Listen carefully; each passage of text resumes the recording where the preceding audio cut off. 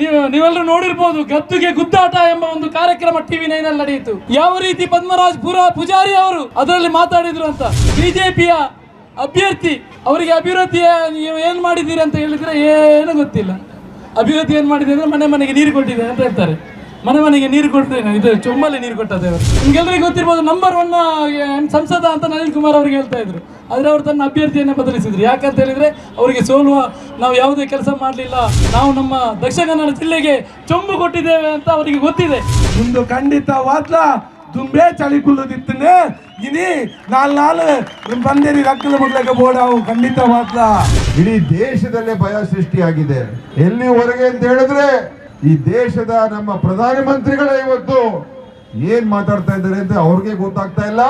ಹಲವಾರು ವರ್ಷಗಳಿಂದ, ಸುಮಾರು 26 ವರ್ಷಗಳಿಂದ ಕುದ್ರೋಳಿ ದೇವಸ್ಥಾನದಲ್ಲಿ ಧಾರ್ಮಿಕವಾಗಿ ಸೇವೆಯನ್ನು ಮಾಡುವ ಮೂಲಕ, ಅದರ ಜೊತೆಗೆ ಕರ್ನಾಟಕ ಪ್ರದೇಶ ಕಾಂಗ್ರೆಸ್ ಸಮಿತಿಯ ಪ್ರಧಾನ ಕಾರ್ಯದರ್ಶಿಯಾಗಿ ರಾಜಕೀಯವಾಗಿ ಸೇವೆಯನ್ನು ಮಾಡುವ ಮೂಲಕ ಧಾರ್ಮಿಕ, ಸಾಮಾಜಿಕ ಹಾಗೂ ರಾಜಕೀಯ ರಂಗದಲ್ಲಿ ವಿಶೇಷವಾದ ಸೇವೆಯನ್ನು ಸಲ್ಲಿಸಿದಂತ ಪದ್ಮರಾಜ್ ಪೂಜಾರಿ ಅವರು ನಿಮ್ಮೆಲ್ಲರ ಕಾಂಗ್ರೆಸ್ ಪಕ್ಷದ ಅಭ್ಯರ್ಥಿಯಾಗಿ ಆಯ್ಕೆಯಾಗಿದ್ದಾರೆ ಎಂಬುದು ನಮಗೆಲ್ಲರಿಗೂ ಒಂದು ಸಂತಸದ ಸುದ್ದಿ. ಯಾವುದೇ ಕಪ್ಪು ಚುಕ್ಕಿ ಇಲ್ಲದ ಒಂದು ಅಭ್ಯರ್ಥಿ ನಮ್ಮ ಅಭ್ಯರ್ಥಿಯಾಗಿದ್ದಾರೆ. ನೀವೆಲ್ಲರೂ ನೋಡಿರ್ಬೋದು, ಗದ್ದುಗೆ ಗುದ್ದಾಟ ಎಂಬ ಒಂದು ಕಾರ್ಯಕ್ರಮ TV9 ಅಲ್ಲಿ ನಡೆಯಿತು. ಯಾವ ರೀತಿ ಪದ್ಮರಾಜ್ ಪೂಜಾರಿ ಅವರು ಅದರಲ್ಲಿ ಮಾತಾಡಿದ್ರು ಅಂತ.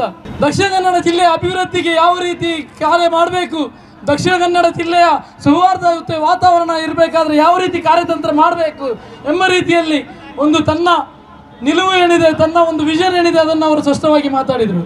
ಆದರೆ ಬಿಜೆಪಿಯ ಅಭ್ಯರ್ಥಿ ಅವರಿಗೆ ಅಭಿವೃದ್ಧಿ ನೀವು ಏನು ಮಾಡಿದ್ದೀರಿ ಅಂತ ಹೇಳಿದ್ರೆ ಏನು ಗೊತ್ತಿಲ್ಲ.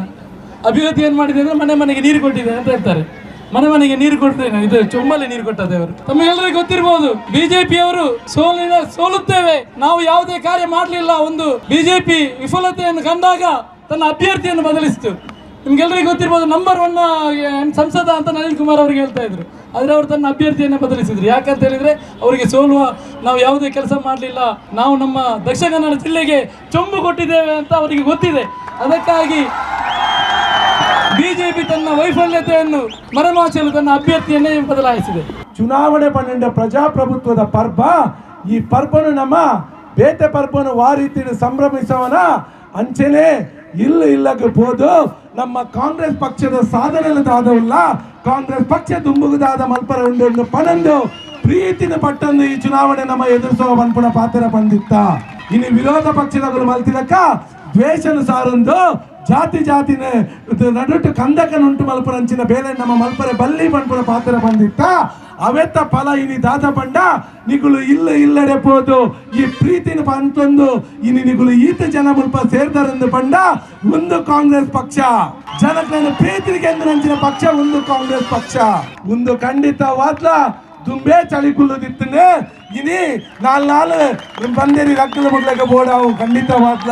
ಉನೇನಕ್ಕೆ ತೂದು ಬಿಜೆಪಿ ದಗ್ಲೆಗೆ ಅರ್ಥ ಅಂಡೆ ಮೂಲ ಅಭಿವೃದ್ಧಿದ ವಿಚಾರವನ್ನು ಪಾತ್ರಂಡ ನಂಕ ಮೂಲ ಉಳಿಗಾಲ ಇಜ್ಜಿ ಅಂಚಾದೆ ಅಗಲು ಮಲ್ತಿನ ಶ್ರೂತ ಬೇಲದಾದ ಪಂಡ ನಮ್ಮ ತುಳುನಾಡದ ಪೊರ್ಲುದ ಜಿಲ್ಲೆ ಇನಿ ಲೋಕಸಭಾ ಕ್ಷೇತ್ರ ನಮನಿನಿ ಜಗತ್ತಿನ ನಂಗೆ ಗೌರವ ಕೊಡ್ದು ತೂ ಅಂತೇರೆ ಅವು ದಾಯಕ ಬಂಡ ನಮ ಮೂಲು ಬೇತೆ ಜಾತಿ ಧರ್ಮದಗಳು ಪರಸ್ಪರ ಗೌರವ ಕೊರಂದು ಈ ಸಾಮರಸ್ಯದ ಗತವೈಭವ ಇತ್ತಿನಂಚಿನ ಜಿಲ್ಲೆ ನಮ್ಮ ದಕ್ಷಿಣ ಕನ್ನಡ ಜಿಲ್ಲೆ ಆದಿತ್ತಿನಕ್ಕೆ ಕೊಡಲಿ ಬೆಟ್ಟಿ ಕೊರ್ದು ಮೂಲು ಅಪಪ್ರಚಾರ ಮಲ್ತದೆ ಅಧಿಕಾರಕ್ಕೆ ಬತ್ತಿ ನೀವು ಬಂಡ ಬಿಜೆಪಿ ಪಕ್ಷ.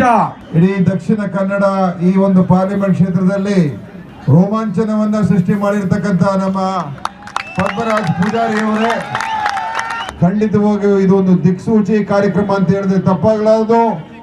ಈ ಒಂದು ಕ್ಷೇತ್ರದಿಂದ ನಮ್ಮ ಪಾರ್ಲಿಮೆಂಟ್ ಸದಸ್ಯರನ್ನ ಆಯ್ಕೆ ಮಾಡತಕ್ಕಂಥದ್ದಕ್ಕೆ ಈ ಒಂದು ಉತ್ಸಾಹನೇ ನಮಗೆ ಎದ್ದು ತೋರಿಸ್ತಾ ಇದೆ. ಈ ಚುನಾವಣೆಯಲ್ಲಿ ನಾವು ತಯಾರಾಗಿದ್ದೇವೆ, ಗೆಲ್ಲೋದಕ್ಕೆ ತಯಾರಾಗಿದ್ದೇವೆ. ಈ ಕ್ಷೇತ್ರವನ್ನ ಮತ್ತೆ ಕಾಂಗ್ರೆಸ್ಸಿನ ಕೈಗೆ ತಗೊಳ್ತಕ್ಕಂಥದ್ದಕ್ಕೆ ನಾವೆಲ್ಲ ತಯಾರಾಗಿದ್ದೇವೆ ಅಂತ ಇವತ್ತು ಈ ಕಾರ್ಯಕ್ರಮ ತೋರಿಸ್ತಾ ಇದೆ.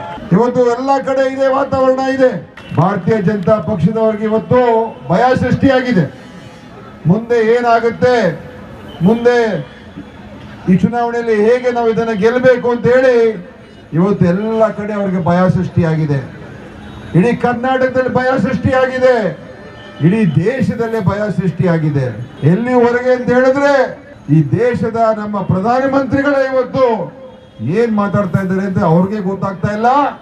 ಯಾಕಂತ ಹೇಳಿದ್ರೆ ಪ್ರಥಮ ಹಂತದ ಚುನಾವಣೆಯಲ್ಲಿ 102 ಸೀಟ್ಗಳಲ್ಲಿ ನಮ್ಮ ಇಂಡಿಯಾ ಒಕ್ಕೂಟ NDAಗಿಂತ ಹೆಚ್ಚು ಸೀಟು ಬರುತ್ತೆ ಅಂತ ಮಾಹಿತಿ ಅದು ಬಂದಿರೋದ್ರಿಂದ ಇವತ್ತು ನರೇಂದ್ರ ಮೋದಿ ಅವರು ಇವತ್ತಿನ ದಿವಸ ಎಲ್ಲ ರೀತಿಯ ಕೆಟ್ಟ ಭಾಷಣಗಳನ್ನ ಮಾಡೋದಕ್ಕೆ ಪ್ರಾರಂಭ ಮಾಡಿದ್ದಾರೆ. ಎಲ್ಲಿವರೆಗೂ ಇದನ್ನು ಮಾಡ್ತೀರಾ ಸ್ವಾಮಿ? ನೀವು 10 ವರ್ಷ ದೇಶ ಆಳಿದ್ದೀರಾ. ನೀವು ಬಂದು ಇವತ್ತು ನಾನು ಕೆಲಸ ಮಾಡಿದ್ದೇನೆ, ಅಚ್ಚೆ ದಿನ ತಗೊಂಡ್ ಬಂದಿದ್ದೇನೆ, ಅದಕ್ಕೆ ವೋಟ್ ಕೊಡಿ ಅಂತ ಕೇಳಬೇಕಾಗಿರುವಂತ ಭಾರತೀಯ ಜನತಾ ಪಾರ್ಟಿಯವರು ಅದು ಕೇಳೋದಕ್ಕೆ ತಾಕತ್ತಿಲ್ಲ.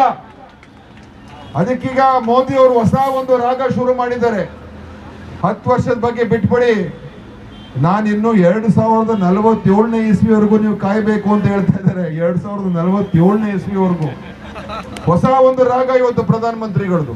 2047 ಏನಿದೆ 23 ವರ್ಷ ನಿಮ್ಮನ್ನ ಅಧಿಕಾರದಲ್ಲಿ ಇಟ್ಬಿಟ್ಟು ನಾವು ತಾಳ್ಮೆಯಿಂದ ಕಾಯ್ಬೇಕಾ? ಈ 10 ವರ್ಷದಲ್ಲಿ ನೀವು ಮಾಡಿರುವಂತ ಮೋಸ